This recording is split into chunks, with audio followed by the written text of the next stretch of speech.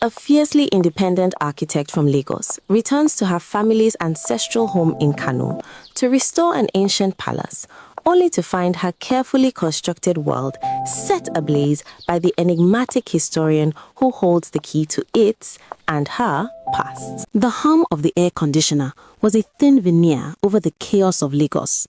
Zara Okonkwo, a woman whose life was defined by clean lines and cold steel, stared at her laptop, the blue light sharp against her high cheekbones. The contract for the Kano Emir's palace restoration was the biggest of her career. It was also a return to a place she'd sworn to forget, the dusty, ancient city of her father's lineage, a world away from her glass and concrete reality. The drive from the airport was a sensory assault.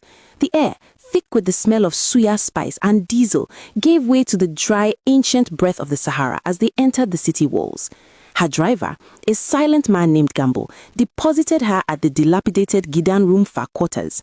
It was a different kind of architecture here, stubborn, beautiful, and whispering of secrets.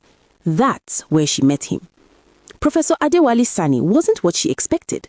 She'd prepared for a wizened old academic, not a man whose worn kaftan couldn't hide the breadth of his shoulders, whose eyes held a centuries-old story, and whose smile was a slow, devastating sunrise. She was the palace historian, the keeper of the stories she needed to understand before she could touch a single stone.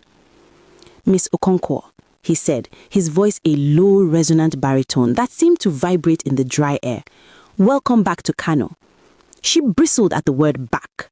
It's Architect Okonkwo, and I'm here to work, not to reminisce. His smile didn't falter. The walls remember, even if you try not to. He gestured towards a massive, intricately carved door. Shall we? The house has much to tell us. I'm an architect, but the only thing I want to construct right now is us. Days turned into a week. Zara measured, drafted, and analyzed, while Ade moved like a shadow beside her, narrating the lifeblood of the place. This crack isn't a weakness, he'd say, his fingers tracing a fissure in the wall, inches from where hers had just been.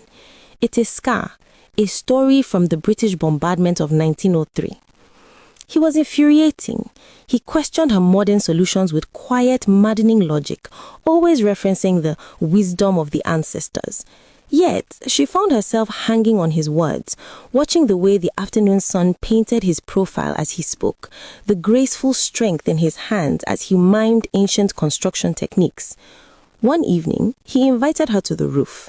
The call to prayer echoed across the city, a haunting melody that seemed to suspend time.